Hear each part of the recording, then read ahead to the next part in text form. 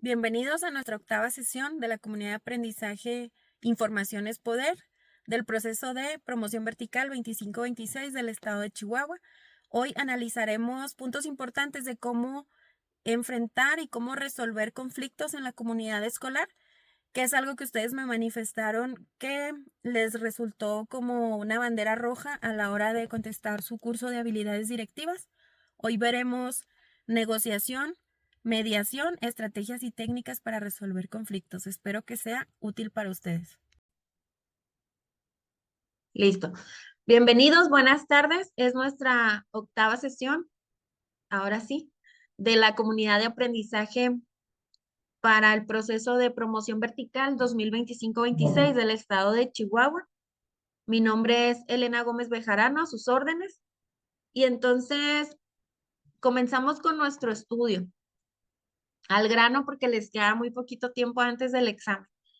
La semana pasada estuvimos analizando la bibliografía y yo les preguntaba sobre el curso de habilidades directivas, qué fue como lo que se les hizo más complejo, en qué se atoraron. Y me estuvieron ustedes compartiendo que algunos ítems que tienen que ver con la resolución de conflictos, que ahí se les había hecho medio difícil. Entonces, les puse en el grupo de WhatsApp este archivo que se llama Resolución de conflictos en centros escolares para quien lo puede ir checando, e igual hoy lo vamos a analizar. Es un documento muy breve, muy cortito, es muy concreto y por lo tanto creo que les va a ser muy útil porque está muy conciso en cuanto al manejo de la cultura organizativa y la mediación en la resolución de conflictos. Entonces, se encamina a que nosotros determinemos cómo es que podemos mejorar la convivencia en nuestros centros escolares desde la función que nos toca desempeñar. A ver.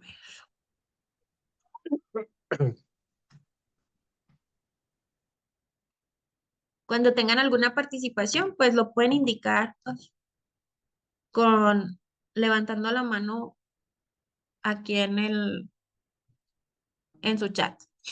Bueno, dice que la introducción de este documento nos habla de que la convivencia pues es un pilar esencial dentro de la educación, pero que a la vez se convierte en un reto y creo que todos lo podemos constatar.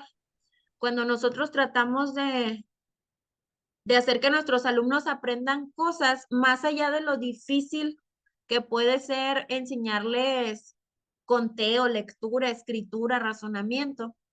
El reto principal se enfoca en hacer que tengan una convivencia sana, porque más allá de que puedan identificar o no las letras y demás, están peleándose por el espacio, por el turno, por los materiales, se sacan la lengua, se ponen apodos y demás. Entonces, este de la convivencia se convierte en un reto principal para que nosotros podamos construir en nuestras escuelas una cultura democrática, justa, inclusiva, solidaria y pacífica. Construir entonces estas relaciones de manera pacífica es una responsabilidad que nos toca a todos, porque acuérdense que todo lo que le compete al Estado, hagan de cuenta que no lo endosaron, porque ustedes y yo, al trabajar en centros escolares, somos miembros del Estado. Entonces, esta es una responsabilidad nuestra, pero también es nos demanda mucho porque tenemos primero que reconocer cuáles son las violencias que se pueden estar ejerciendo tanto dentro como fuera del centro educativo. ¿Y para qué necesitamos identificarlas? Pues para poder hacer campañas preventivas. Y si ya no las pudimos prevenir, pues entonces saber cómo es que las vamos a atender para impulsar de esta manera la cultura de la paz. O sea, fomentar valores, actitudes, comportamientos de rechazo a la violencia y de resolución pacífica de los conflictos. En nuestras escuelas, al igual que en cualquier otro ámbito donde tenga que darse la convivencia, pues se van a presentar conflictos. Esto es algo natural, es parte de la interacción que se da de manera cotidiana. Les encargo, por favor, sus micrófonos, chicos. No encuentro cuál es el que está abierto. Y se me van las cabras por estarlos buscando. Déjenme ver. Gracias. Bueno, y entonces, al igual que en todos los otros lugares donde se tiene que convivir, pues en una escuela claramente va a haber roces y va a haber conflictos. El meollo es cómo resolver estos conflictos, porque cuando no se resuelven adecuadamente o se da un abordaje violento, entonces se hace un daño a las relaciones interpersonales y esto va a complicar cada vez más el que nosotros podamos cumplir nuestra labor docente, dando como resultado un ambiente desfavorable para el aprendizaje. Entonces, con la intención de evitar todo esto, la educación para la paz busca educar en y para la resolución no violenta de los conflictos, buscando así poder avanzar hacia estructuras y organizaciones. Maestra, gracias. Hacia relaciones interpersonales mucho más justas. Para poder hacer efectivo todo esto, es importante que nosotros tengamos en cuenta que los conflictos, más allá de que los veamos como un problema, los tenemos que tomar como una oportunidad de enseñanza, una oportunidad educativa para poder aprender y construir otro tipo de relaciones. Esto es para podernos preparar para la vida, aprender a hacer valer y respetar nuestros derechos de una manera no violenta, pero también respetar el derecho de los demás. ¿Qué significa? Pues que nosotros no vamos a tener a nuestros alumnos en una burbuja donde aquí no pasa nada y en yo que soy de preescolar, en este jardín todo es color de rosa, aquí escupimos bombones y todo es maravilloso. No, los problemas son parte de nuestra naturaleza, los conflictos, perdón, pero entonces nosotros tenemos que retomarlos y asumirlos como una oportunidad para aprender, para hacernos resilientes. Entonces, con este enfoque, la Dirección General de Gestión Escolar y Enfoque Territorial de la de la Subsecretaría de Educación Básica nos presenta este material informativo que les decía yo, está muy sintetizado. Lo que busca es que nosotros nos acerquemos al tema de resolución de conflictos y que nos vayamos involucrando poco a poco en cómo es el manejo más adecuado y convertir este documento como en una especie de guía o de modelo de convivencia.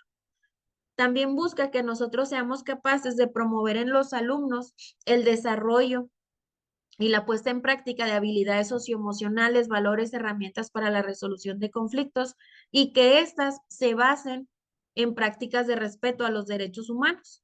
Bueno, para lograr esto, primero tenemos que identificar, pues, qué es un conflicto, a qué se refiere este documento. Los conflictos son situaciones en las que dos o más personas entran en oposición.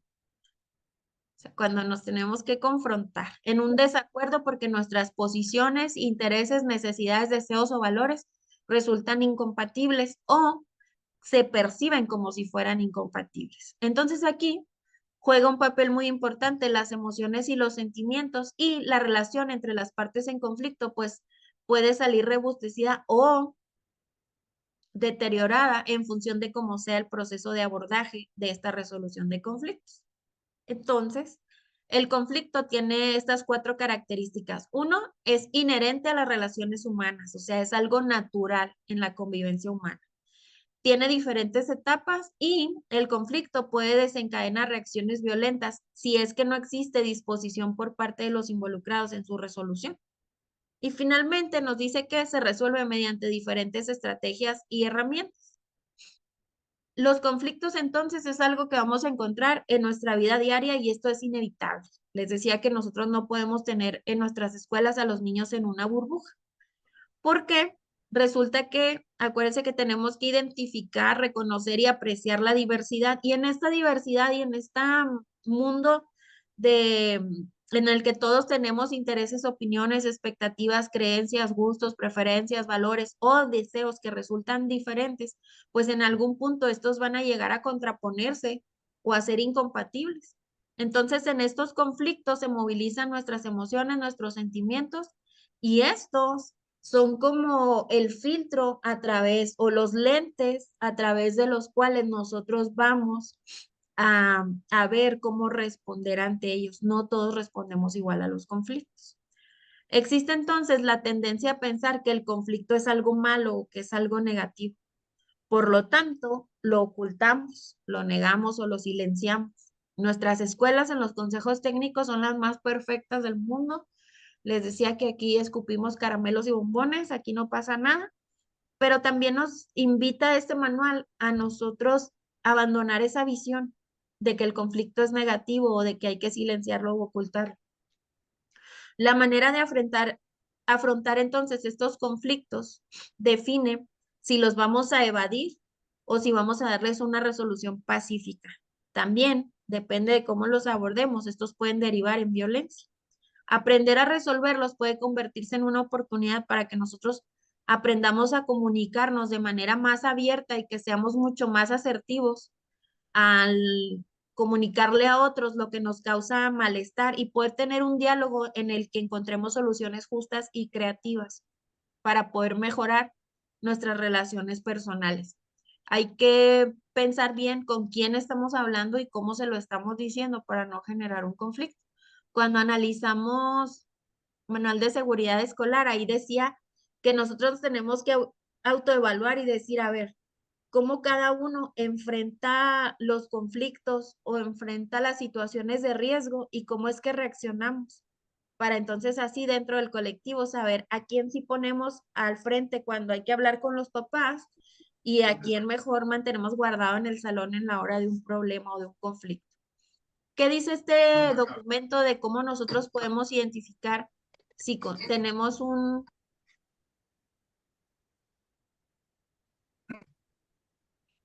Sorry, estaba silenciado. Si tenemos un conflicto en nuestra escuela?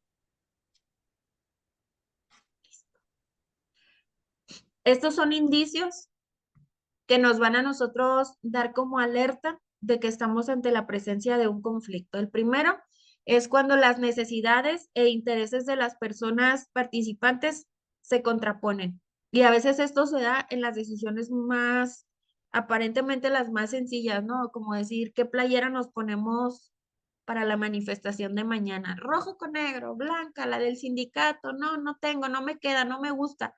Qué fea. Y entonces eso puede empezar a generar un conflicto. Existe tensión que puede distorsionar lo que perciben las partes en conflicto. Cuando, como les decía ahorita, nuestras emociones y sentimientos son los lentes a través de los cuales nosotros vamos a ver o a percibir las conductas o las acciones de los demás. Y entonces depende de mi estado de ánimo.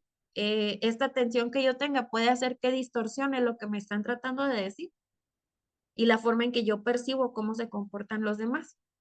Otro indicio es que exista incomodidad por el comportamiento o por la actitud de la otra parte que se encuentra en conflicto, desagrado por el trato que estamos recibiendo o que alguna situación nos haga sentir enojo, tristeza, decepción, frustración, vergüenza o resentimiento. Para poder afrontar este conflicto es importante aprender a reconocerlo, analizarlo, identificar sus causas, quiénes son las partes involucradas y cuáles serían las posibles soluciones para que sea un ganar-ganar, que las partes involucradas logren algún beneficio. Y para eso es necesario que desarrollemos valores, habilidades y estrategias. ¿Cómo es que debemos de reaccionar ante un conflicto? Bueno, este es como el estilo que cada uno tiene para resolverlo. Puede ser que algunos se quedan en silencio, otros dejan que la otra persona o la parte en conflicto se dé cuenta del malestar y esperan que les ofrezca disculpas. Responder con agresión, hacer como que nada pasó, estar con una actitud a la defensiva, creer que la otra persona o la otra parte que se encuentra en conflicto no debe de ganar como si esto fuera una batalla, buscar que solo una de las partes escuche, realizar comentarios irónicos dirigidos hacia la otra persona, esta ironía y este sarcasmo que termina por molestar más a la otra parte, gritar e insultar a la otra persona o parte en conflicto, decir lo que desagrada a todas las partes en conflicto sin ofender al otro de manera clara y directa. Bueno, esos son los estilos que cada uno puede tener para reaccionar ante un conflicto y es la parte que hay que autoevaluar. ¿Qué hago yo cuando se presenta una bronca en mi escuela? ¿Cuál de estas 9 características es la que yo manifiesto? Estos estilos de afrontar o estas actitudes que tenemos ante un conflicto, pues nosotros las tenemos que identificar. ¿Cuáles son las mías y cuáles son las de mis compañeros? Esto me va a servir para poder llegar a una resolución. De acuerdo con Torrego y Cascón, hay por lo menos 4 estilos principales de resolver las diferencias en nuestra vida cotidiana. Uno es la competición. Gano, pierdes. O la acomodación. Yo me dejo ganar para que tú estés bien o para ya que esto se acabe. La evasión. Evadimos la bronca, yo pierdo y tú pierdes. O la cooperación y negociación razonada, que es buscar ganar-ganar. ¿Cómo podemos resolver este conflicto de manera que los dos nos quedemos a gusto y a los dos se nos resuelva nuestra necesidad? Y luego vienen las definiciones. Las vamos a ver de manera muy general. Uno que les decía, el estilo de competición, es cuando nosotros tratamos de imponer nuestra decisión o nuestros intereses por encima de las otras personas. Y este es un esquema de ganar y perder. Ahí no hay negociación. Uno de los ejemplos es cuando nosotros nos aceleramos para ganarle el paso a otro en la fila, al formarnos, cuando vamos manejando.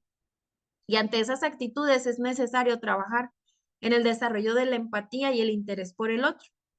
El segundo estilo es la acomodación o sumisión. Ahí se evita la confrontación con la otra parte y no se hacen valer o ver nuestros objetivos y derechos propios. Ahí es yo mejor pierdo y eso lo escuchamos bastante, ¿no? No, yo mejor no digo nada, no quiero problemas. Y entonces dejo que el otro haga las cosas como él quiere, aunque al final eso a mí no me conviene o no me resuelve mi problema. Por ejemplo, dice aquí que Esther tiene un evento familiar el sábado, pero su jefa le pidió ir a trabajar ese día para evitar problemas en su trabajo, aunque la reunión familiar se tenga que cancelar y ella se sienta mal por haberlo cancelado, pues decide ir a trabajar. Entonces, ante ese estilo de acomodación o de sumisión, lo que se tiene que hacer es trabajar en fortalecer el autoestima y la asertividad para que nosotros de manera clara podamos defender nuestros derechos y manifestar nuestras necesidades sin transgredir los derechos de los demás. El tercer estilo, que se llama evasión, es cuando una de las partes involucradas renuncia a sus necesidades y mejor dice, ¿sabes qué? Ya no peleo, yo pierdo y tú pierdes. No se enfrentan los conflictos, se espera que si ahí lo dejo se resuelva solo, como dicen luego, si no me muevo no me ven. Y el último es la cooperación y negociación razonada. En este cuarto estilo, pues cada una de las partes que se encuentran involucradas en el conflicto ceden un poquito, negocian para que ambas partes logren su propósito. Yo gano y tú ganas. Los objetivos propios son muy importantes, pero también mantener la relación en el colectivo. Y entonces en este estilo de cooperación y negociación se trata de que ganen las dos partes involucradas en el conflicto sin que tengamos que ceder lo más fundamental, que son nuestras necesidades e intereses, por lo que entonces se puede llegar a negociar en algunos aspectos. Por ejemplo, mañana, camiseta blanca, y luego dice, no, la del sindicato, ay, la del sindicato me queda muy corta. Bueno, entonces blanca, la que tengas. Y entonces ya se cumple con las dos partes, los dos, el que necesitaba que fuera blanca, pues ya lo asumió, el que necesitaba que no le quedara corta, ya ganó su punto y entonces es un ganar y ganar. Llegar a esta cooperación es muy difícil, entonces ahí nos plantean otra opción que es cuando más importantes son los objetivos y la relación, más importante va a ser aprender a cooperar. Es decir, nosotros como colectivo debemos de tener muy claro que mantener esta relación positiva debe ser uno de nuestros últimos fines, uno de nuestros máximos fines. Llevarnos bien entre nosotros como colectivo se va a reflejar en la relación que tengan nuestros alumnos. Y luego,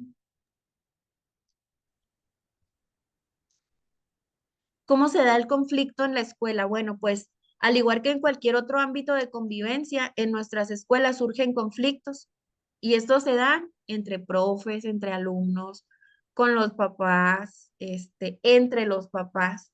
Y estos a veces se afrontan de manera agresiva, incluso llegan a ser violentos. Por eso es necesario involucrar a toda la comunidad escolar, en especial a las alumnas y los alumnos, en el desarrollo de habilidades y el aprendizaje de estrategias para resolver conflictos. Nosotros les tenemos que dar herramientas para que puedan llegar a esta cooperación y negociación. Si utilizamos los conflictos como situaciones de aprendizaje, estas pueden apoyar a nuestro proceso educativo, porque si permitimos que su resolución sea parte del desarrollo de habilidades socioemocionales, el respeto a los derechos humanos, la formación y práctica de valores para la paz, estaremos fomentando el desarrollo integral de nuestros educandos. A ver, vamos a detenernos a leer el chat. Dice Laura, el estilo de sumisión muchas veces es temporal. A ver, se me movió.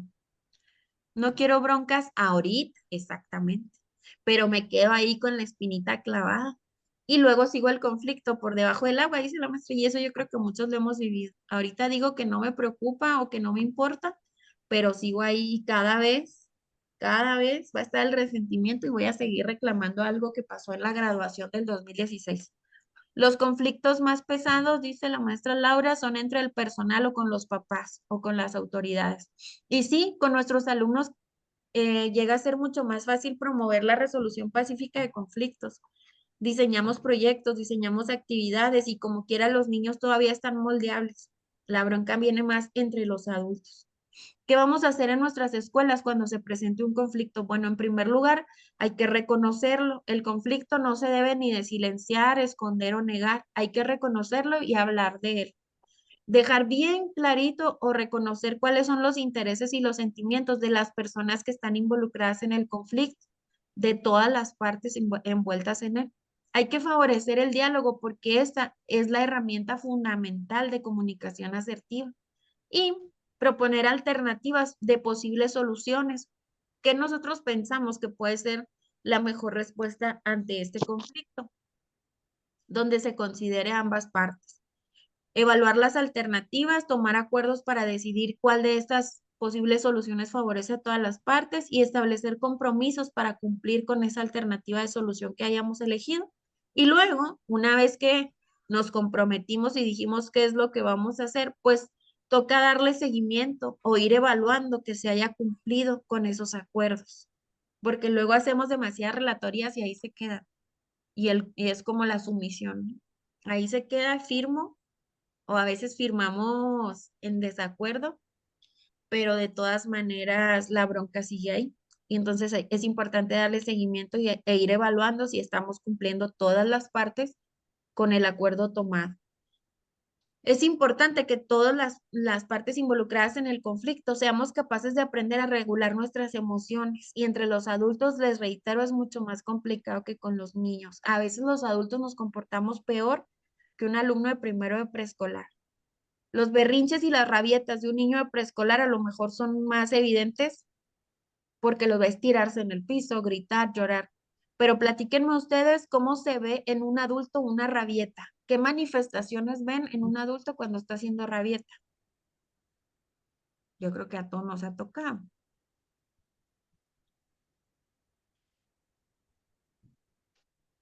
Laura.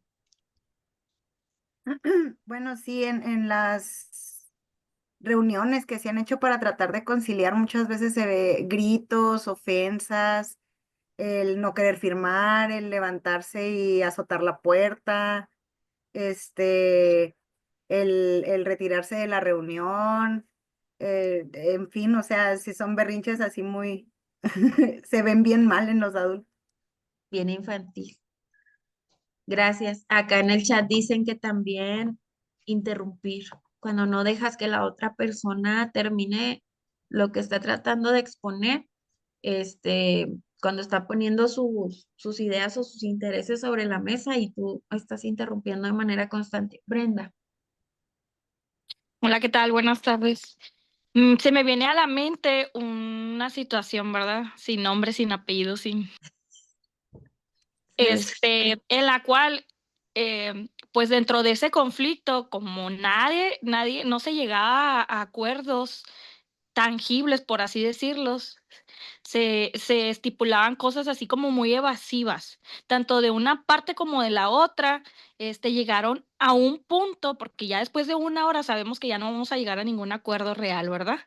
Entonces, ya llegaban al punto de que ambas partes se abstenían de lo que habían dicho o hecho. Entonces, eso también esa es una situación pasivo-agresiva, porque al final de cuentas decían, no, yo no lo hice. Entonces, mediante la omisión de tu responsabilidad, pues a la otra persona se le colmaba la paciencia también. Entonces, pues los adultos somos muy, muy erráticos también en la forma de decir o de actuar. Era por ahí también que no es muy común, pero sí esas personas que evaden o se quieren lavar las manos al final del día de lo que hicieron o dijeron. Gracias. Desafortunadamente, estas rabietas y estos berrinches en adultos son mucho más comunes de lo que pensamos, ¿sí? Nada más que luego, como somos adultos, pues no lo decimos, no lo manifestamos abiertamente, pero este gritar, explotar en las reuniones, aventar la silla, aventar la puerta, esto que ustedes dicen al final de negar el problema, negar la situación, bueno, ya, y muere, ay, ya, no dije nada. El sarcasmo, también castigar con el silencio, esta famosísima ley del hielo. Eso también es lastimar al otro, eso también es molesto. Y entonces, este documento nos dice, vamos a darle seguimiento y vamos a evaluar, pero partió como primer punto de que nosotros podamos identificar cuál es la forma en la que nosotros reaccionamos y cómo reacciona mi colectivo cuando se presenta un conflicto en la escuela. ¿Cuáles serían las estrategias que este documento nos puede sugerir para realizar una adecuada resolución de conflictos? La primera nos habla de regulación emocional.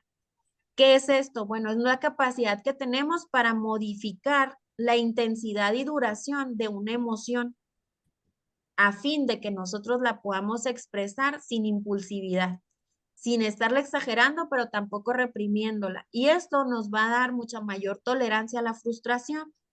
Y así vamos a ser mucho más pacientes para esperar, la recompensa. Aquí, modificación de la intensidad y la duración de una emoción. ¿Se han fijado que casi todo lo expresamos a través del enojo? El enojo se convierte en la emoción más evidente, pero al final es una máscara de lo que hay detrás. Tengo hambre, me enojo. No dormí bien, me enojo. Voy apurada al trabajo y se me atraviesan, me enojo. Pero en realidad no es enojo, tal vez es cansancio, es esta hambre, es fatiga, es preocupación, es apuro, son otras cosas. Y entonces no les mido la intensidad y termino siempre enmascarándolas con enojo. Y el enojo que lleva, pues bronca. Cuando se presenta esta emoción, como es el enojo, la frustración, la vergüenza, los celos también, la impotencia, el odio. Entonces, es necesario desarrollar capacidades como esta regulación emocional, que nos permite adecuar desde nuestro pensamiento, el raciocinio, desde nuestra capacidad de pensar, acomodar la respuesta que vamos a dar frente a diferentes emociones que se manifiestan a través o cuando un conflicto se presenta. Para esto es lo que busca, es que la respuesta que nosotros demos no genere un daño físico o emocional en la otra parte, que este manejo desbordado de las emociones no haga que yo lastime a la otra persona. Por eso le tengo que bajar 2 rayitas y le tengo que medir. Dice que hay diferentes estrategias que pueden ayudar a los niños y adolescentes a regular sus emociones. Una de ellas es el juego. La otra es el lenguaje interno, repetirnos de respira, cálmate, todo va a estar mejor. El tratar de autorregularnos a través de este lenguaje interno. El modelaje de comportamientos, ojo ahí porque entramos nosotros. Dice que los niños van a modelar su comportamiento a través de los ejemplos que le damos los adultos a su alrededor. Y la frase de siempre, la palabra educa, pero el ejemplo arrastra. Por lo tanto, nosotros nos tenemos que cuidar y marcar el paso bien derechitos cuando estemos en la escuela, porque los niños nos están observando todo el tiempo. Puede ser que no siempre nos escuchen, pero siempre nos están observando. Entonces, vienen aquí algunas estrategias para afrontar un conflicto entre los niños. Una es el tiempo fuera, que es ofrecer un poco de distanciamiento, un poquito de tiempo para que nos alejemos de esa situación que está provocando enojo. Esto es para realizar alguna actividad que sea placentera para el niño y que le ayude a gestionar la emoción que tiene y cambiarla o modificarla hacia una más agradable. 2, la distracción conductual. Esto sirve para que los alumnos puedan enfocar su atención en otra situación o en otra actividad que, por ejemplo, les dé oportunidades de movimiento o que les ayude a generar emociones positivas en comparación con esa emoción desagradable que le ha provocado el conflicto. La tercera es la reestructuración cognitiva, que esto es cambiar nuestra forma de pensar. Esto permite que cuando estamos ante un hecho que genera creencias negativas o irracionales, estas se puedan sustituir por creencias mucho más racionales o positivas. Así se cambia la forma de pensar que puede contribuir a la generación de una emoción o de un comportamiento. Por ejemplo, y eso lo hacemos mucho los adultos. Muchas amigas y amiguitos, tengo que empezamos. Le caigo mal a fulanito. Ya te fijaste cómo me ve, ya te fijaste lo que puso, ya te fijaste lo que dijo. Esto eh, ayuda a que, o se puede trabajar a través de la representación de situaciones. Para los niños más pequeños se puede hacer a través de marionetas o cuentos o a través del juego de roles, pero los adultos, platícanme cómo podemos trabajar esto, porque si nos hacemos enemigos imaginarios y entonces esto genera o nos da disposición al conflicto. ¿Cómo podemos manejar esto en nuestras escuelas? Laura. Hola, ahorita no saludé a nadie, soy una grosera. Buenas tardes y Buenas. gracias, maestra. Creo yo que pudiera ser a través del debate, o sea, bueno, no debate propiamente, sino me acuerdo mucho que cuando estaba yo en la licenciatura, me tocó estar en un debate del lado que no era el mío, o sea, estar a favor de algo en lo que yo estaba en contra. Nos Ujú. dividieron y nos pusieron, me tocó a mí estar en el otro lado de lo que yo creía. Entonces, como tuve que ponerme en una postura que no era la mía y no fue muy cómodo, pero también me ayudó a entender un poquito la perspectiva de la otra parte. Entonces, pudiera hacerse así también, trabajar la reestructuración cognitiva con los adultos, a lo mejor pedirles el juego de roles que proponen ahí para adolescentes. Ok, ahora tú vas a hacer y él va a ser tú, Y a ver qué se y siente. a ver qué se siente. Gracias. Muchas de las dinámicas que hacemos en los consejos técnicos, algunos profes piensan, ay, qué pérdida de tiempo, ay, qué aburrido, ay, qué no sé qué. Pero se trata también de ir cambiando esta parte, de hacer esta reestructuración cognitiva y de cambiar la forma de pensar. La cuarta estrategia es aceptar la responsabilidad ante un conflicto. Hay que tener los pantalones para asumir cuando uno la ha regado o cuando uno está dañando al otro. De esta forma, no es que nosotros vamos a poner la culpa totalmente en el otro lado por alguna situación que se ha presentado. Nos proponen aquí algunas preguntas que nos podemos hacer y esta es, por ejemplo, ¿qué hice yo para contribuir a que esto sucediera? Hay que aceptar cuando uno la riega. ¿Podría haberlo hecho de otra manera? ¿Me gustó cómo actué? O sea, hay que pensar qué tal me vi yo gritoneándole así a la madre de familia. Qué tan bonita me vi gritándole a la directora o a mi compañera. Y entonces hay que aceptar esta parte en de que nosotros también tenemos responsabilidad ante un conflicto. Y por último, los círculos de confianza, que esto es cuando permitimos a los alumnos expresar de manera libre, asertiva y por turnos las emociones, sentimientos y preocupaciones por diferentes temas. Para esto nosotros podemos preparar tarjeteros u oraciones que ellos puedan completar para que de manera voluntaria participen y entonces nos digan cuando me enfado yo y entonces cómo ellos sean capaces de retomar cómo es que reaccionan ante el enojo, ante la tristeza, o que nos digan, a mí no me gusta que suceda tal cosa. Y entonces los demás, como decía la maestra Laura, comenzamos a desarrollar empatía y a decir, ah, bueno, así se siente el otro cuando yo me río, o, o cuando yo pongo apodos, o cuando yo estoy contestando de manera sarcástica. Dice que todas estas estrategias las tenemos que trabajar de manera constante, al igual que nuestros programas, no con hacer la actividad una vez, vamos a dar por logrado el PDA. Entonces aquí dice que no solamente por el alumnado, sino por los adultos que los estamos acompañando, porque la regulación emocional es como parte de un entrenamiento.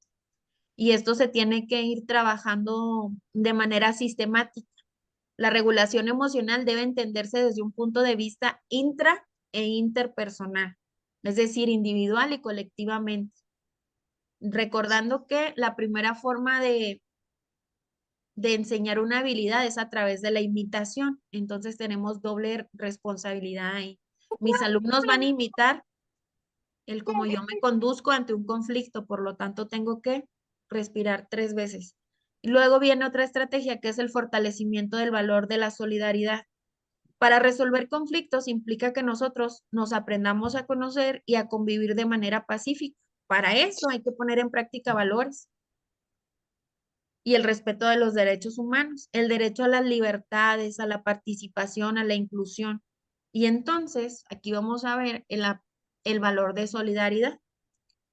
Para Silvia Schmelkes, la solidaridad en la escuela tiene que ver con la identidad colectiva, es decir, este sentido de pertenencia a un grupo que todos debemos de desarrollar en la comunidad escolar, pero también con las manifestaciones de la voluntad de apoyar a quienes más lo necesiten. Esto es solidaridad. Entonces, es poder reconocer y compartir con otra persona sus circunstancias y apoyarla en la medida de nuestras posibilidades. La solidaridad en la escuela entonces se refiere a la preocupación colectiva por los procesos grupales.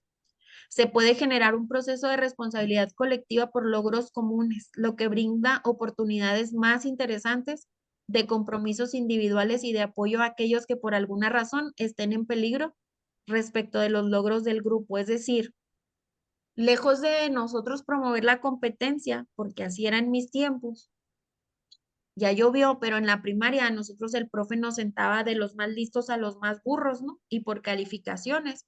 Y luego nos hacían preguntas de manera que tú tenías que defender tu silla. Y entonces, por ejemplo, si yo tenía 10 y luego me hacían una pregunta y con solo contestar esa, yo mantenía mi lugar mero adelante. Pero allá, el último de la fila, Pedro se llamaba, donde quiera que estés, Pedro, saludos. Y a Pedro le iba de la patada porque pues Pedro siempre era el último. ¿Cuántas respuestas correctas tenía que dar él para poder llegar a mero adelante? Pues si éramos 30, pues 30 preguntas y además dependía que los otros 30 que lo antecedieron se equivocaran. Y ahí más allá de trabajar la solidaridad y de buscar que nadie se rezagara respecto de los logros de todo el grupo, pues se hacía como esta competencia individual, que es algo que nosotros ya, de acuerdo a la nueva escuela mexicana, tenemos que descartar porque debemos de trabajar en comunidad. Entonces, aquí no se trata de quién es el más listo del salón, sino de que todos conozcamos qué es lo que hoy nos tocaba aprender y cómo yo puedo ayudar a mi compañero a que alcance ese logro de aprendizaje también. Cuando nosotros trabajamos resolución de conflictos en la escuela, entonces la solidaridad se convierte en un compromiso de todos. En esas situaciones donde se atenta contra los derechos humanos de los integrantes de la comunidad escolar. La solidaridad también tiene que ver con ayuda mutua, donde nuestras actitudes competitivas no tienen lugar. Aquí no cabe eso de que el mal listo, la fila de los listos, la fila de los burros, porque aquí lo que estamos buscando es la colaboración, este sentido de pertenencia. Y de pronto no hacemos cosas para ayudar a los alumnos a sentir que pertenecen a el amor a tu uniforme. Si tienes un logo, una mascota de la escuela, no sé, por ejemplo, donde está mi hija son los topos. Y entonces, o sea, ven la calca de topos y todos se desmayan y dicen topos y ellos como que todos pertenecen ahí. Este sentido de identidad y de pertenencia es el que ayuda a alcanzar objetivos en común. Sin embargo, a veces nosotros nos equivocamos y dejamos fuera esta parte y entonces la solidaridad se va saliendo de nuestra comunidad y gana la competencia. Y donde hay competencia, claro que va a haber muchos más conflictos. Entonces, promover la solidaridad como parte de la resolución de conflictos lo tenemos que acompañar de empatía para que a través de estas habilidades socioemocionales podamos colaborar y participar todos. Esto va a favorecer una convivencia escolar mucho más pacífica y aquí nos va a ayudar a evitar la discriminación, que es algo que nos pide la Ley General de Educación. ¿Se acuerdan? Entonces, ¿qué vamos a hacer para promover esta solidaridad? Uno, compartir. Es decir, hacer actividades donde implique tener una cosa en común. En preescolar, a veces me doy mis debates con las compañeras educadoras porque le damos un botecito a cada niño para sus colores. Pero una de las cosas que tienen que aprender es a manifestar cuando requieren ayuda y a ofrecerla cuando perciben que otro la necesita, a compartir. ¿En qué momento alguien va a tener la necesidad de compartir si cada uno tiene su botecito con sus tijeras, sus colores, su pegamento, su lápiz? En cambio, si en cada mesa pusiéramos una canasta con colores, hay 4 niños y solo pongo 2 tijeras, 2 borradores, un sacapuntas, ¿eso a qué los va a obligar? Bueno, pues a esperar turnos, a compartir, a cuidar las cosas porque son de todos y entonces esto se ve como un objetivo en común, que es parte del aprender. Entonces, valoren eso. Piensen en su salón, cómo es que tienen las cosas. Si tenemos todo tan individualizado, difícilmente se van a dar estas oportunidades de compartir. 2, para promover solidaridad hay que participar. Entonces, hay que motivar a nuestros alumnos a cooperar en actividades que impliquen un esfuerzo para todos. Esto va a llevar al reconocimiento de las habilidades que cada uno tiene. Por ejemplo, ahora que trabajamos por proyectos, hay que reconocer qué fue lo que aportó cada uno a la resolución o al término, al logro de ese proyecto. Y 3, empatizar, o sea, fomentar en nuestros alumnos el conocimiento del otro a través del trabajo en pares o del trabajo en equipos, porque esto los va a ayudar a conocerse de manera mucho más personal y comprender que nuestros compañeros tienen sentimientos, pensamientos y emociones que son distintos a la mía, pero que también tienen valor, que también cuentan. Entonces de ahí nace la empatía. Perdón, puedo ser capaz de ponerme en el lugar de la otra persona y de entender cómo está pensando o cómo se está sintiendo. Para esto es importante que nosotros consideremos que para resolver conflictos hay diferentes actividades escolares para trabajar en casa. Proyectos educativos, juegos de cooperación, deportes en equipos, estudiar y aprender entre pares, actividades que son de la escuela de manera general o trabajo colaborativo en casa. Todo esto va a fomentar solidaridad. El diálogo, ¿qué papel juega en esta resolución de conflictos? Bueno, aquí la comunicación juega un papel bien importante porque es el enlace o el lazo que existe en la interacción personal. Yo creo que en estas sesiones ya les había platicado del lenguaje, ¿no? El lenguaje es un organizador del pensamiento. Así como yo hablo, voy a escribir y como hablo y escribo, voy a pensar. Entonces, es parte de nuestra evolución humana y nos va a permitir esta comunicación desarrollar de manera eficiente y asertiva en los diferentes contextos en los que nos desenvolvemos. 2 aspectos que son importantes para lograr comunicarnos de manera clara, directa y respetuosa son la escucha activa y la actitud empática.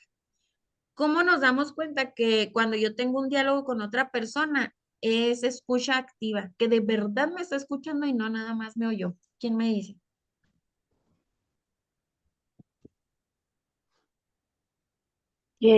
Ay, ¿sí puedo hablar? Sí.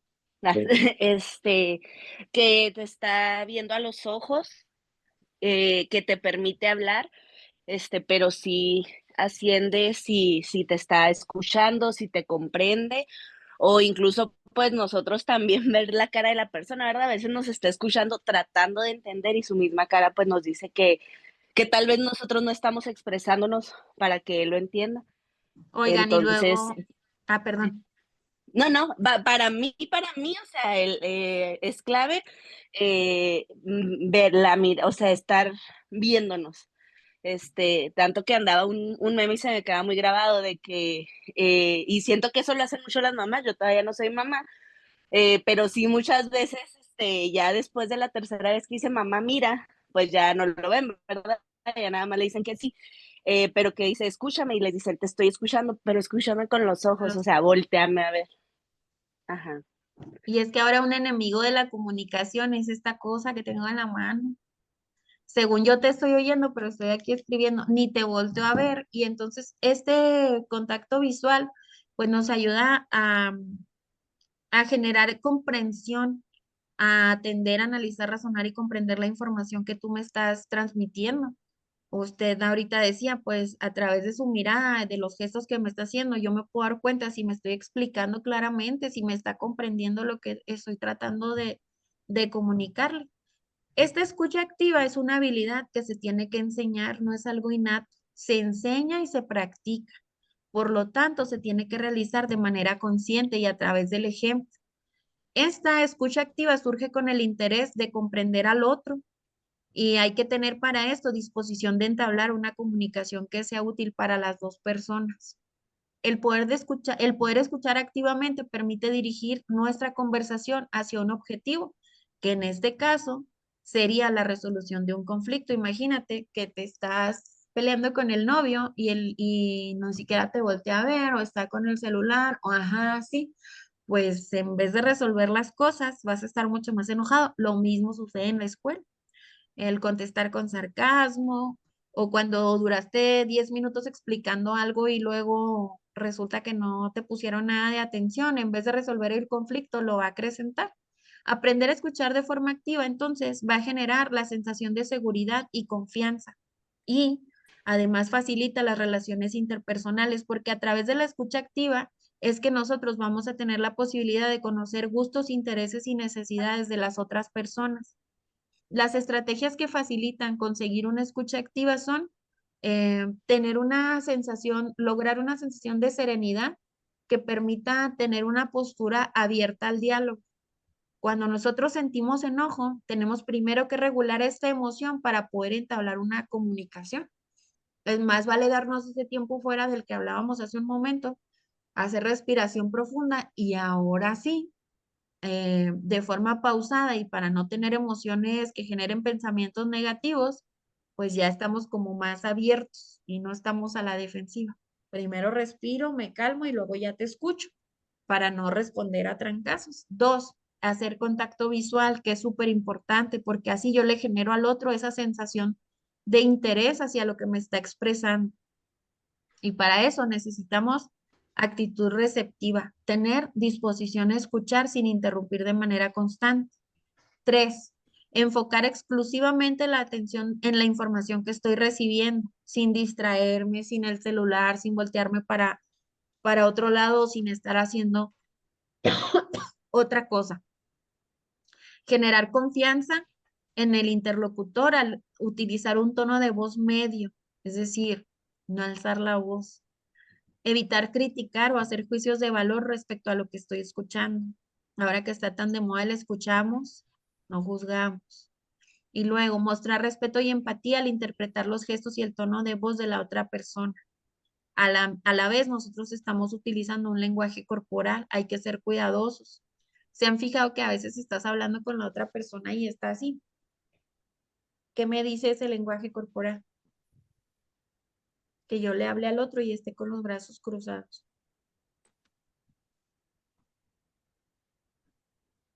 Negación. Ujú, que estoy cerrada a lo que me estás diciendo. Entonces, estas las vamos a cambiar y vamos a usar, por ejemplo, afirmaciones con la cabeza. Cuando tú me estés diciendo, yo asiento y entonces hace esto una relación de escucha asertiva, de escucha abierta. Y luego, inclinar nuestro cuerpo. Cuando ustedes fíjense en una reunión, cómo está la demás gente. Los que están inclinados hacia el frente son los que están más interesados en escuchar aquello. Los de brazos cruzados como que no están tan de acuerdo de estar ahí. Hay que tratar de comprender el mensaje que estamos recibiendo y esto se puede hacer a través del planteamiento eh, de algunas sugerencias. Por ejemplo, clarificar la información. Si lo que él me dijo no me quedó tan claro, yo le puedo plantear algunas preguntas muy sencillas. ¿Cuándo ocurrió el conflicto? ¿Qué hiciste tú cuando él o ella dijeron tal? ¿Cómo te sientes? Parafrasear la información, o sea, repetir, pero con mis propias palabras, lo que yo escuché, para asegurarme que estoy comprendiendo lo que me trataron de dar en ese mensaje. Y entonces le podemos decir, a ver, corrígeme si me equivoco, pero lo que está sucediendo es esto. Hay que tener cuidado de no interrumpir a la persona que está hablando y tener también la precaución de no hacer conclusiones precipitadas, sino dejar que mi interlocutor exprese totalmente todo su punto de vista.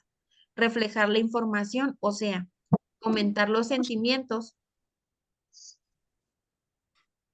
que está experimentando la otra persona y resumir la información. O sea, espero mi turno y luego hago una síntesis muy breve de lo que escuché. Esto también le va a permitir a la otra persona darse cuenta si lo que me quiso comunicar yo lo capté correctamente. Para la escucha activa tenemos que evitar comportamientos como desvalorizar o minimizar la importancia de lo que el otro me está comentando, tomar la palabra para dar alguna vivencia u opinión propia, que esa es una fea costumbre que tenemos algunos, ¿no? De decir, no, sí, a mí ya me pasó, sí, es que una vez yo y eso puede hacer al otro pensar que no nos importa, debido a que lo que vamos a provocar, pues, es inhibir el deseo de comunicarse, es decir, vamos a hacer que la otra persona ya no le den ganas de contarnos. A través de la escucha activa, nosotros vamos a facilitar el que exista un diálogo respetuoso y que exista entendimiento. También hay que tener una actitud empática, o sea, tener la capacidad de ponerme en el lugar del otro para comprender lo que está pensando y cómo se está sintiendo. La honestidad, la asertividad, para poder ser como es y decir la verdad con respeto, para ganar la confianza de quien esté escuchando. La flexibilidad para aceptar puntos de vista que son distintos a los nuestros y aprender a dar y recibir en una relación equitativa y recíproca. La habilidad para frenar los juicios propios, porque acuérdense que ninguno tenemos la verdad absoluta de las cosas. Siendo tan diversos en la comunidad en la que nosotros nos desempeñamos, es imposible que exista la verdad absoluta, porque esta se ve desde distintos lentes y entonces no podemos decir cuál de esas tiene mayor validez que la otra. Poder brindar comprensión de manera empática genera en la persona con la que estamos hablando un sentimiento de aceptación y de que nosotros los estamos entendiendo sin juzgarlos o sin a fuerzas quererles retacar un consejo que nadie nos pidió. Y esto va a facilitar la comunicación entre ambas partes. Para resolver de manera pacífica los conflictos a través del diálogo, bueno, pues dice el documento que este proceso de construir una cultura de paz nos presenta el reto de abordar los conflictos como situaciones de aprendizaje. En estas situaciones, para poder aprender, pues ahí convergen objetivos, necesidades o intereses que resultan distintos, que a veces son incompatibles. Y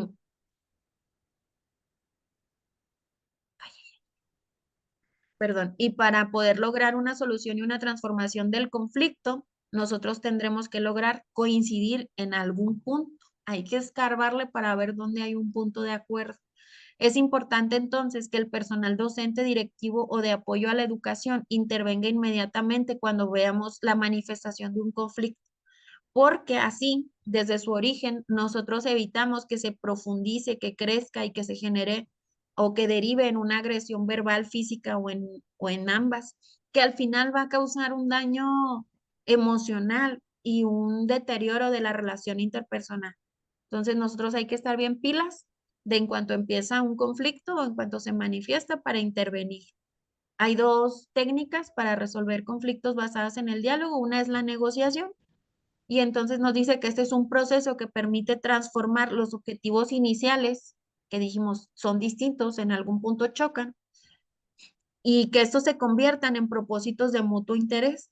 Ahí hay que identificar cuáles son las soluciones que consideran los intereses comunes de ambas partes y asumir una postura intermedia para buscar satisfacer a ambas partes en conflicto.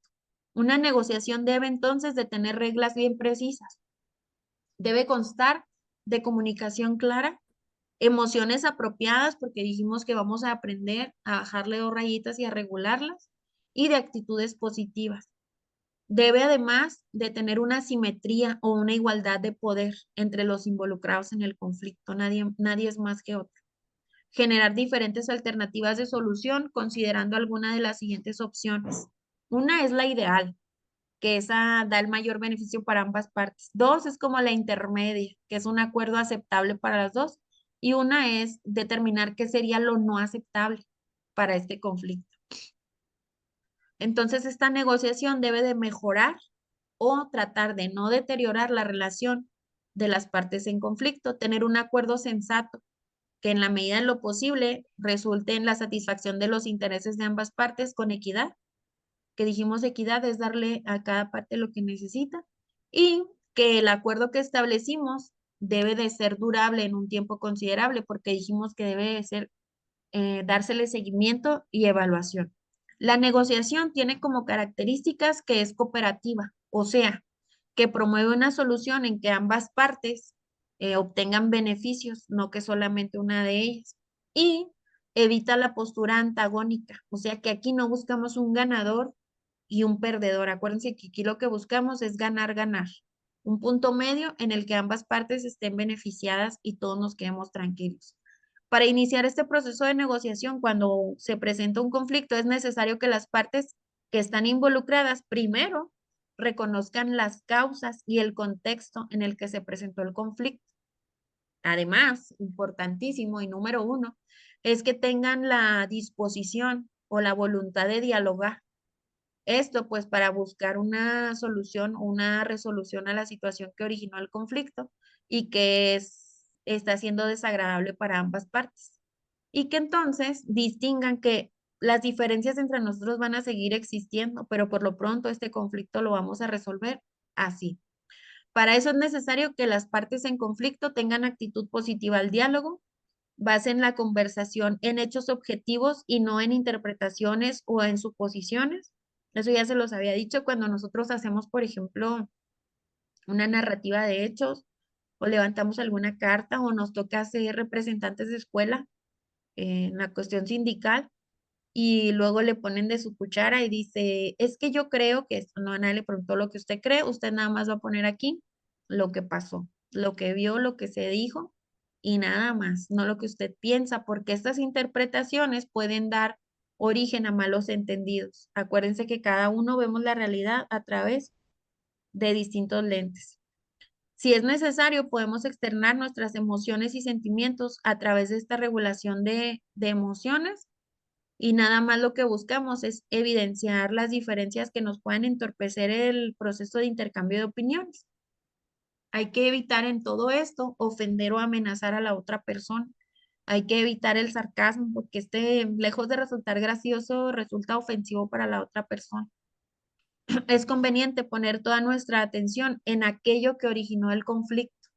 Y entonces hay que desmenuzar este conflicto para poderlo analizar e identificar cuál es el proceso y los intereses que están en juego para evitar que esto se personalice. Acuérdense que lo que buscamos es ganar, ganar, que ambas partes se lleven algo positivo.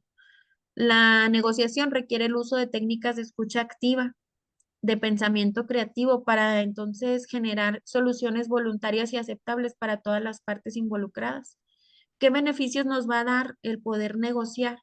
Pues mejora las relaciones interpersonales, favorece y mejora la comunicación, permite expresar emociones y sentimientos de manera asertiva, promueve el aprender a hacer valer los derechos propios, pero también el de los demás, porque acuérdense que ahora todo es en comunidad, con solidaridad, favorece el pensamiento creativo, fortalece valores como la colaboración, justicia, equidad, respeto y tolerancia y facilita el desarrollo óptimo e integral de las personas. Eso fue negociación. Ahora vamos a ver qué es mediación.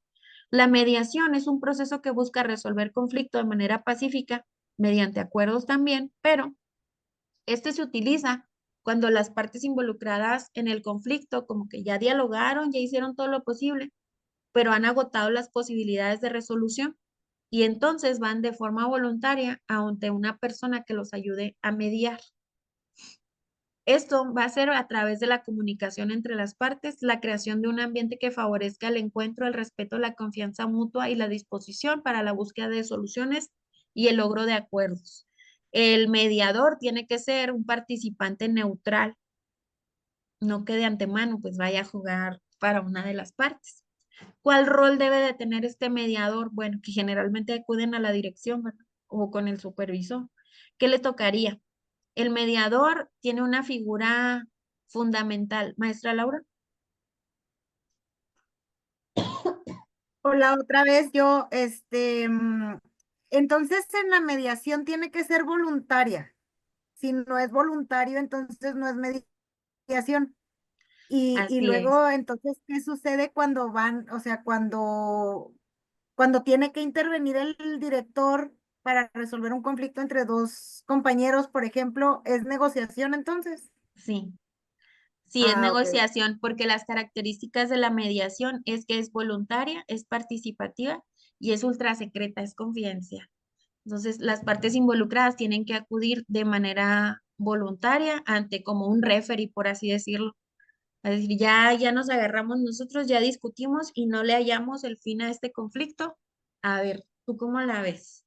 Y entonces ya van con uno para que escuche a ambas partes y los ayude a través de la observación y la escucha atenta de los argumentos que cada uno presente, pues promover o facilitar una actitud cooperativa para que puedan llegar por sí mismos a un acuerdo. Entonces, las características que tiene, pues esa, que es voluntaria, o sea, que las partes involucradas deciden la mediación y tienen la libertad de proponer soluciones. Es participativa porque las partes que se encuentran en conflicto son las que proponen alternativas y buscan acuerdos. Y confidencial, porque lo que ahí se trata en la mediación se queda entre esas partes. No se anda publicando ni se platica en el recreo ni en el consejo técnico. Las fases de la mediación, pues el inicio, que es cuando buscamos comunicar y juntar a las partes. La descripción, que es cuando tratamos pues de reunir, ¿no? El desastre que traemos del conflicto y platicar cómo fue la estructura, cómo se fue dando. Y la obtención de acuerdos, que aquí es lo que, ay, perdón, una disculpa que mi bendición me está escribiendo. Aquí en la obtención de acuerdos es cuando buscamos dejar bien claritas cuáles son las necesidades e intereses de los involucrados para entonces tener nuestras metas de gestión positiva del conflicto, es decir, hacia dónde necesito encaminar la solución de este conflicto, porque acuérdense que tenemos que encontrar puntos medios entre estas visiones distintas o que se han confrontado. ¿Qué ventajas tiene la mediación en un ámbito escolar, que donde nosotros trabajamos? Pues a través de la mediación nosotros vamos a poder mejorar el clima escolar. Y fíjense aquí, porque quiero que seamos bien conscientes quienes ocupamos o aspiramos a ocupar la figura directiva o de supervisión, la gran responsabilidad que tenemos nosotros cuando nos toca hacer la mediación. Yo puedo tener mi amiguis en la escuela, pero si mi amiguis la está cajeteando, tengo que ser imparcial y poder de manera neutral escuchar cómo se dio el conflicto, escuchar cuáles son los objetivos y metas de cada una de las partes y no favorecerla solo porque es mi amiga. Porque cuando esto sucede, estos problemas crecen y de la dirección, como ya topó ahí, no se resolvió, no se quedaron contentas las dos partes, uno ganó y el otro perdió y eso no es negociación. Se van a supervisión y cuando no, ya se van a atención a padres, al nivel, al sindicato y al puntero y se hace un desastre. Entonces, nosotros tenemos una gran responsabilidad aquí. Acuérdense que dijimos, es voluntaria, es participativa, pero además es confidencial. Esto busca mejorar el clima escolar porque vamos a tener un ambiente mucho más relajado, donde exista respeto y cooperación en las relaciones interpersonales, contribuye a desarrollar y a practicar actitudes y valores, desarrollar capacidades, principalmente la del diálogo y mejora de habilidades comunicativas, la autorregulación, que aunque seamos adultos, cómo nos falta desarrollar, y promover el desarrollo de actitudes cooperativas para tratar los conflictos. Acuérdense que vamos hacia, como tenemos esta identidad de grupo, vamos a buscar la solución que mejor ajuste al grupo, no a mí, no a Elena, sino a mi colectivo y favorecer o fomentar la capacidad de resolución de conflictos de manera pacífica. Por lo tanto, cuando logremos esto, vamos a ser capaces de disminuir conductas violentas. Maestra Laura. Sorry, otra vez, soy de necesidades educativas especiales. Tengo Adelante. necesidades educativas. Es que no me queda totalmente claro lo de lo voluntario en la mediación, porque, bueno, yo en mi función de subdirección me ha tocado que nos citan o que citan algunos compañeros desde la coordinadora para realizar reuniones de mediación y así le llaman ellos, ¿verdad? Pero llega un citatorio a los compañeros para que acudan a una reunión de mediación. Ahí no es mediación entonces, o sea, las partes lo tienen que solicitar o con que acudan de manera voluntaria obligatoria al citatorio que les está llegando por parte de las autoridades para tener una plática donde establezcan acuerdos. Es acudir de manera voluntaria. O Ah, sea, ok. no nos pueden necesitas obligar. solicitar. Ajá, Yo debo de tener la voluntad de ir ahí, de plantear el conflicto y de tener apertura para encontrar una solución. pero sí es una reunión de mediación. O sea, ya al intervenir una tercera persona pudiera llamarse una reunión de mediación. ¿Sí? Si yo estoy yendo de manera voluntaria.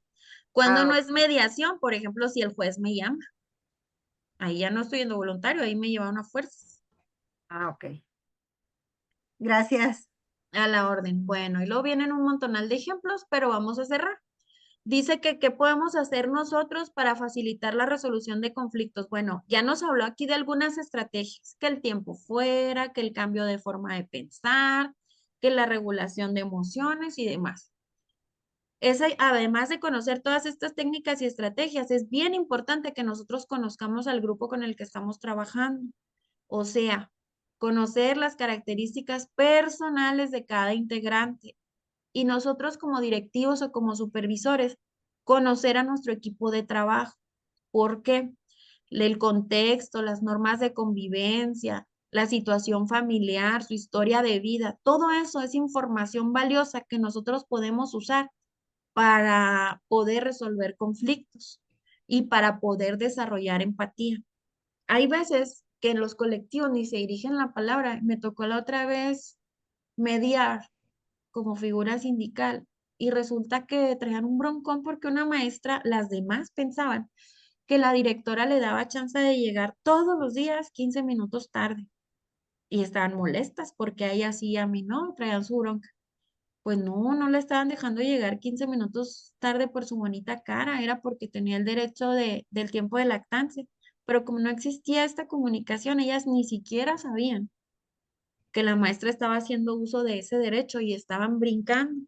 Entonces, estas habilidades comunicativas, este conocer el contexto, tener información acerca de, muy básica, porque tampoco se trata de que sea ventaneando y se sepan vida y obra de todos, pero sí tener conocimientos muy básicos de las características personales y de la historia de vida de mis compañeros para yo poder ser más empático y comprender cómo a través de esos lentes que son distintos a los míos, esa persona ve lo que a mí me genera conflicto. Que a mí qué me importa si llega 15 minutos, o sea, a mí qué me importa, no me pasa nada, pero luego metemos la nariz donde no nos llaman. Nos dice aquí que además de todo eso, hay que nosotros escuchar sin juzgar, no brindar una respuesta, sino buscar soluciones. No me pidieron un consejo, o sea, yo tengo que encontrar una solución. Ni tampoco me pidieron mi experiencia, ni cuando a mí me pasó. Hay que escuchar y lograr encontrar un punto medio entre ambas partes. Para hacer un análisis completo de los aspectos que influyen en el conflicto, es necesario que identifiquemos cuáles son los detalles más relevantes y poderlos entender para poder ayudar a resolver. Y luego, en la familia, ¿qué pueden hacer las familias de nuestros niños? Es importantísimo que como escuela y familia tengamos esta alianza y esta corresponsabilidad para que los alumnos puedan convivir con base en actitudes, valores y prácticas comunes. Para eso es necesario que las familias fomenten el autoestima de los niños, la confianza, tener en cuenta los diferentes puntos de vista y buscar el consenso y la toma de decisiones en familia. Desarrollar estrategias de escucha activa, que cómo falta eso. Yo como reniego porque llegan, les dije el otro día en un taller y nada más se reían. Llegan a recoger a los niños con el celular así, y hable, agarran a la criatura y se van y ni supieron si capaz la maestra lo pellizca y ella ni cuenta se dio. Y les decía yo, oigan, yo a veces pienso que ustedes tienen inversiones en la bolsa de valores y que vienen a la hora de salida hablando a ver cómo va sus inversiones o porque no entiendo qué otra cosa tan importante tienen que hablar, que no pueden recoger a su criatura y preguntar cómo te fue, maestra, cómo se portó, cómo te trataron hoy, qué hiciste, te pegaron, te mordieron, almorzaste, no almorzaste. No se dan cuenta de nada de eso, porque no tienen desarrollado en la familia la escucha activa, como decía ahorita la maestra Alba, este meme de, sí te estoy oyendo, ajá, pero con los ojos, volteame a ver cuando te hablo. y el desarrollo de empatía en las familias, fomentar la cultura de colaboración y el rechazo a la competitividad. Acuérdense que buscamos colaboración, no competencia. Además de promover un juicio crítico ante los conflictos. Y colorín colorado, con esto cerramos. Les dejé el documento ahí en el grupo de Vertical, en WhatsApp, para que lo puedan checar y podamos sacar así como que los puntos más importantes entre negociación, mediación y las estrategias y técnicas para resolver conflictos. ¿Tienen algún comentario?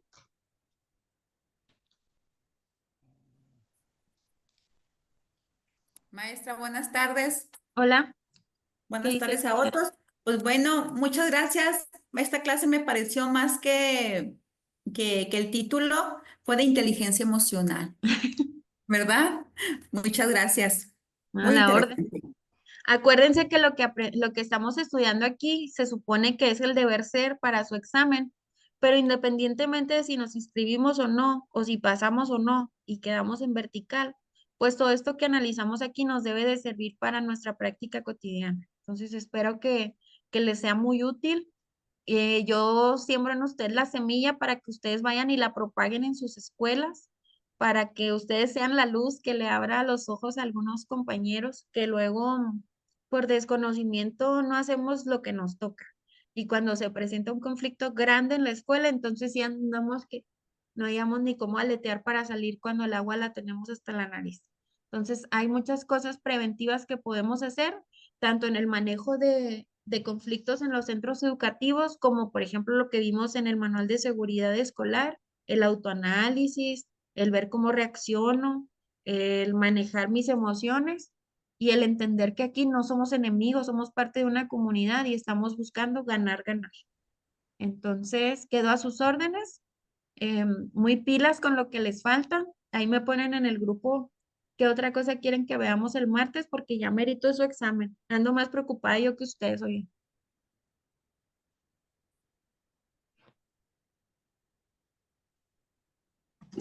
Gracias, maestra. A sus órdenes. Nos vemos el martes. Échenle Maestra, ganas. Dígame. ay, es que ahorita no tengo la información a la mano, pero recuerdo mucho que en el examen pasado algo con lo que batallé mucho fue con algo que no vimos, no lo vimos con usted y probablemente no venía en el curso. Entonces, a lo mejor venía en la guía, pero ya ve que venían un chorro de documentos que realmente ya para cuando nos dan la guía, pues sí está medio difícil. Y se me hace que era más relacionado como con las instancias. O sea, como por decir, venían muchos ejemplos de que eran así como, si pasa esto, esto, esto, ¿a quién le tengo que hablar primero? Entonces eran como instancias bien parecidas y la verdad ahí fue donde la puerca torció el rabo, o sea, yo fue donde ahí batallé un poquito. Ok. Mire, con base en la guía del ciclo pasado y la guía que acaban de publicar, les voy a pasar, yo creo que ya por la noche o mañana muy temprano, un formulario. Lo que hicimos el ciclo pasado fue priorizar y ustedes votaban en el formulario como de toda esa bibliografía, cuál es la que nunca han leído, la que ni por aquí les suena. Y comenzamos así, de lo más desconocido hacia lo más familiar para el abordaje de los documentos, porque son demasiados.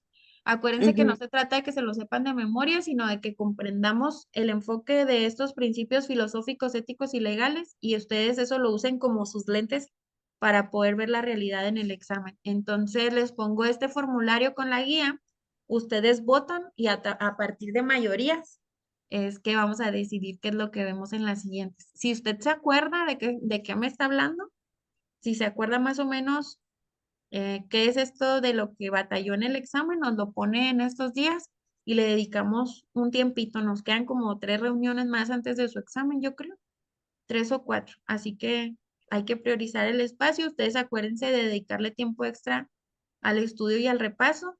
Todas las sesiones están grabadas en YouTube. El canal se llama Información es Poder. El logotipo es como una llavecita. Y acuérdense, pues, porque la llave, el conocimiento es la llave que les abre todas las puertas. Así que nos vemos el siguiente martes. Ahí les pongo el formulario y espero sus respuestas. Quedo a sus órdenes. Espero que estas sesiones sigan siendo de utilidad para ustedes. y nos vemos en el WhatsApp. Muchas gracias, maestra. A la orden. Con esto cerramos la 8ª sesión. Estamos cada vez más cerca de que ustedes presenten la apreciación de conocimientos y aptitudes, o sea, el examen. Vamos por ese 30%, esos 30 puntos que los van a acercar más a su promoción vertical. Nos vemos el siguiente martes. Vamos a seguir analizando la bibliografía. Recuerden que ya se publicó oficialmente en UCICAM, así que denle una checadita y nos conectamos aquí en su comunidad de aprendizaje. Información es poder.